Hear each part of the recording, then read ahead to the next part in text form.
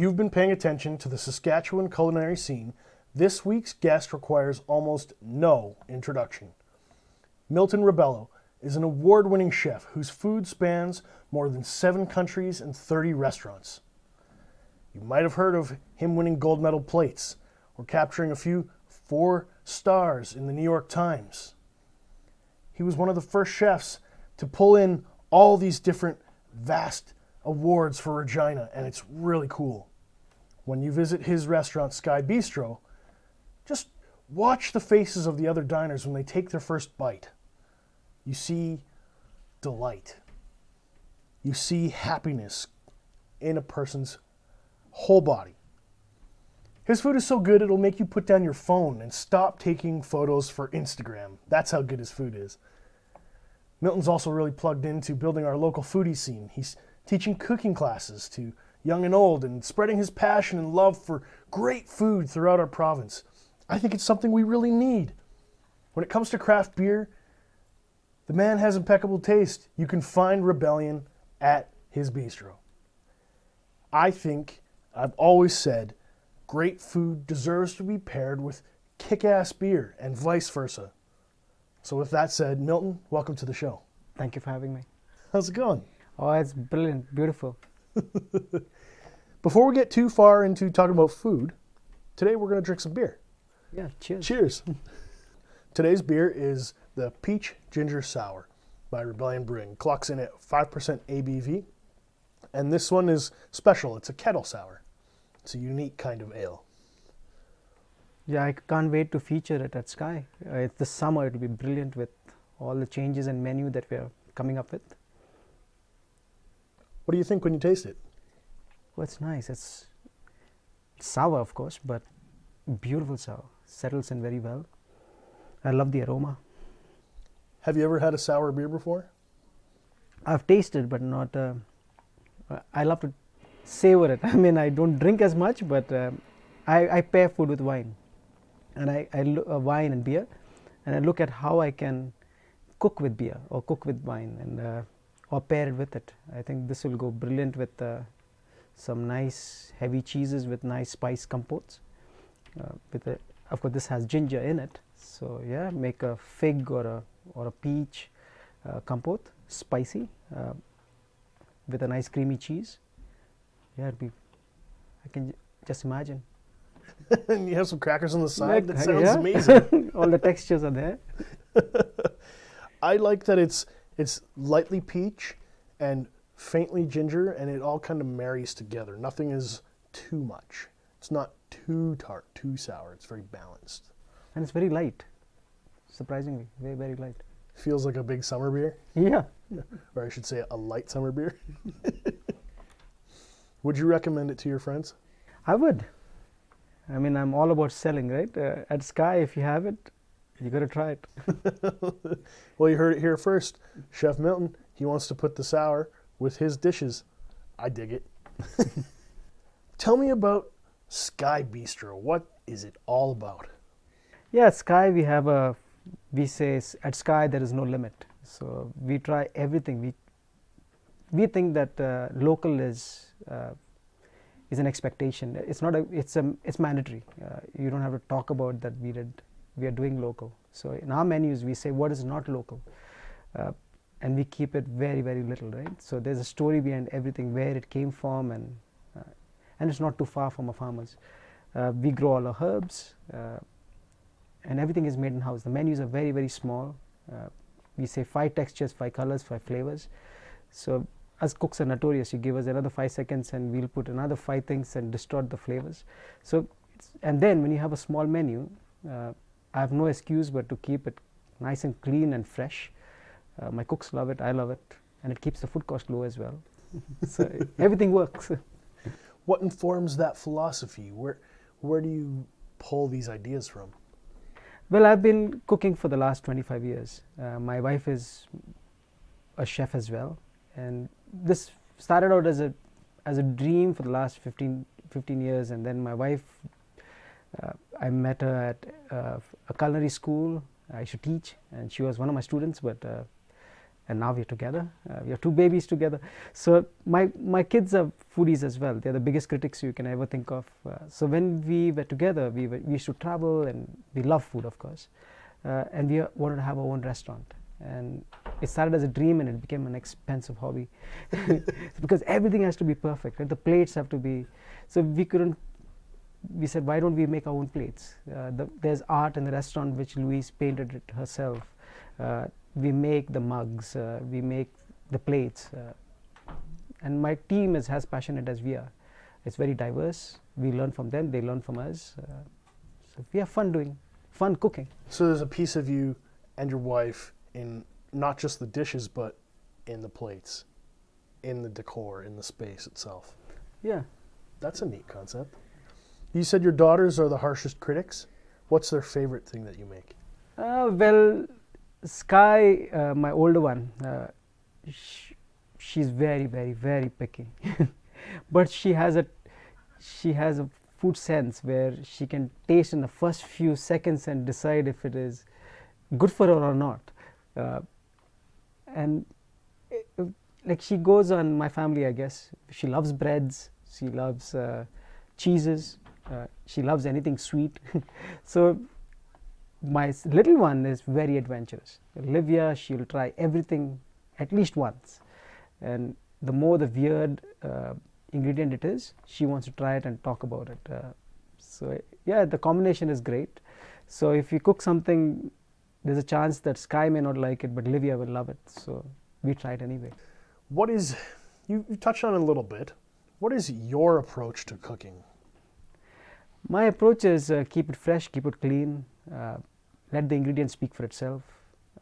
I do love spice, so I'm trying to slowly influence the local palate into it. Initially, when we started the restaurant, we were very cautious, and it is what about everybody else loved. And now people want to know where I come from, my journey, and then I come out and talk about food. So everything that is on the menu has a story. Either I learned it from somebody or I experienced it in some country, and then we put our own spin-off on it. We say global cuisine with a Saskatchewan attitude. So I use as much local ingredients as possible. I love my lentils, and again, you'll be surprised what all grows here. The best mustard you can ever find, and we grow the most mustard than anywhere in the world, right? And yeah, and we grow our own herbs. Even in winter, we grow our own sprouts. We have all the spices you can think of. It's interesting to hear you say how you originally designed your menu for the people here, but now you're trying to push them in a certain direction. Because we've kind of felt that at the brewery too. We wanted to do these big, bold, crazy IPAs, but then we realized, oh, well, the market's not quite there yet, but we think we can nudge them in the right direction. Are you trying to nudge people too? Not really. I've been criticized of not doing spicy food because people know where I come from, and we took that as a nice clue and ran with it. And again, my servers are proactive, right? They ask them, what's your spice level? And if they say, oh, go crazy, and we love to hear that. So yeah, it has come a long way. We say that Saskatchewan people don't travel, they don't know much about spice. Oh my God, you'll be surprised. They travel more than anybody else in this world. And the two places that I represented, I worked with Hotel SAS for a little over 4 years. We get so many people visiting the city. Then I was part of Wascana Country Club, which again was a blessing. And people, they travel more than anybody else probably in the city. So again, I tried it and it worked, and now I'm going to just run with it. Are there any techniques or dishes that you're still trying to master even after everything else you've done? Well, my weak spot is pastry, and my wife completes it, but I want to learn that part of it. And I've been experimenting now that Louise is in university a lot more, and I have only one project to look after. It's great to experiment, and it's a pleasant surprise. The things are coming out as good, almost as good as what Louise makes. You're still catching up a bit? Yes. Yeah. It's nice that you can be so humble and have so much love and admiration for your wife's cooking that you can say, I still aspire to be as good as hers. Yeah, I would say that. And plus, there's a big difference between a baker, a pastry person, and a cook. Us cooks are notorious. We use a hand measure for everything. The pastry chef or the baker they use the right measures. They won't compromise with a pinch versus half a teaspoon or half a tablespoon. So that is an adjustment that I need to learn. And again, my drive is I keep pushing. I go hard at it. Well, the pastry, you need to be patient. You need to be nice and easy, follow the time and procedures, and I'm learning it. My wife was kind of remarking on that when she cooks. You have to let things happen in their time. You can't rush a good sourdough. You can't rush bread. The bread, I love bread. Again, where I come from, bread is the staple meal. So as Louise says, that it has to be the right temperature, the right ingredient, and more than anything, time. And she follows it very religiously. And it could be the temperature of the restaurant.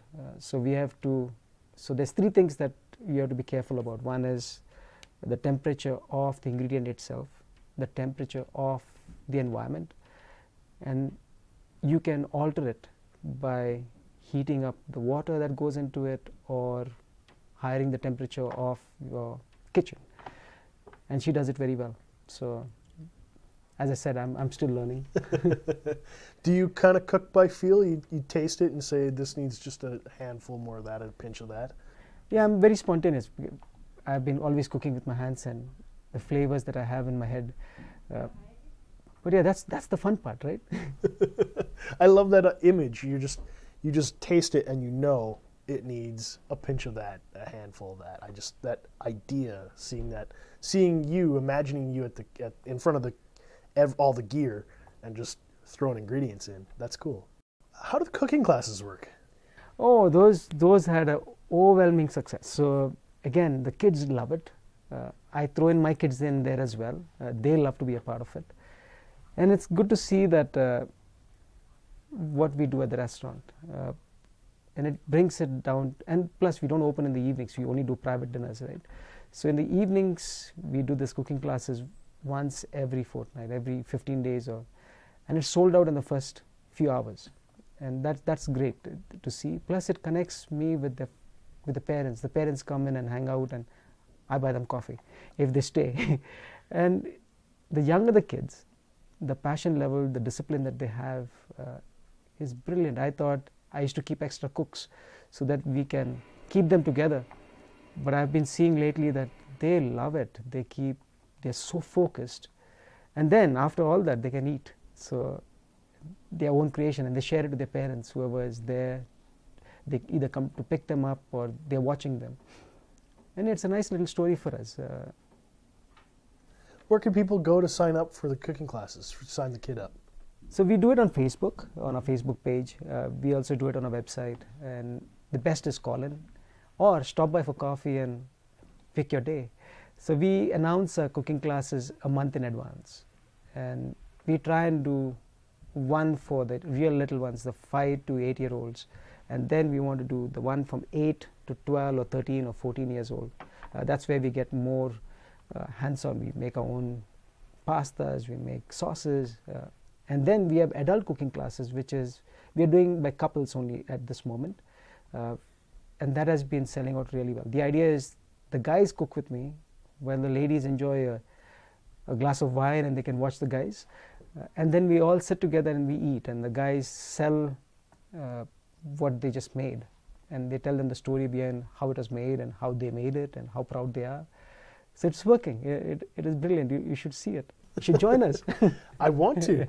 My wife and I have been talking about how we want to sign up for one of your cooking classes. So it's cool that I get to just sit down with you and pick your brain. I love it. She's a huge foodie. She has her own food blog and Instagram and stuff. And now she's gotten a few chefs that follow her. And every time they click like on one of her photos, she's like, "Oh, my chef liked My picture.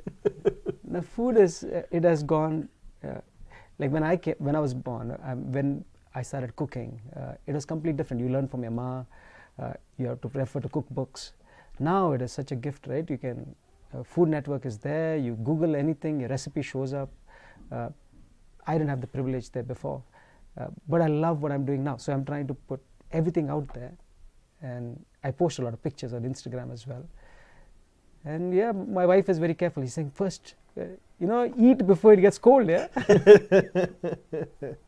Do you have a favorite memory that, as a chef, you could look back upon and say, that was good? Yeah, I did. I mean, I traveled. I worked in the Persian Gulf for 7 years, and I worked in Dubai, Bahrain, Saudi Arabia, in Africa. And you'll be surprised, I didn't learn from the chefs. I learned from, say, the prep cook or the dishwasher. And each of them had a responsibility to do the chef meals for the day, or the staff meals. That's when the true passion comes out. They want to show their country or their origin, where they are from. And that's what I wanted to learn, right? So I traveled extensively, and I always go and check the local spots where you can eat with your hands, which is really small or rustic, and then take that concept, and now I'm using it in cooking over here. I give it familiar names so that people can understand where the food comes from. They can imagine it, and then I take it away with the presentation, because I was an artist when I started, and I tried to show it on my plate. So the combination works, the colors, the flavors, the aroma, the combination of all. And again, at Skye, we keep it really, really small, right? So my crew can keep it as tight as possible. I like how you think about food. You mentioned Food Network in there. A little birdie told me you were involved with a TV show? I can't really talk about it, but it's coming soon. So it is. It's nice to be a part of something big. Where should people tune in if they're going to be? I'll be posting it on Instagram and on Facebook as soon as I'm allowed to. But you won't be disappointed. You'll be very proud. So you're representing for Saskatchewan, for Regina? Yes, yeah. Okay. Well, thank you for coming on the show today. Oh, it's an absolute joy. Rebels, thanks for tuning in this week. If you want to find more about Milton Rebello, I've got those links in the description below. If you want the latest news about Rebellion Brewing, be sure to check us out on Facebook, Instagram, and Untapped. Thank you for joining the Rebellion.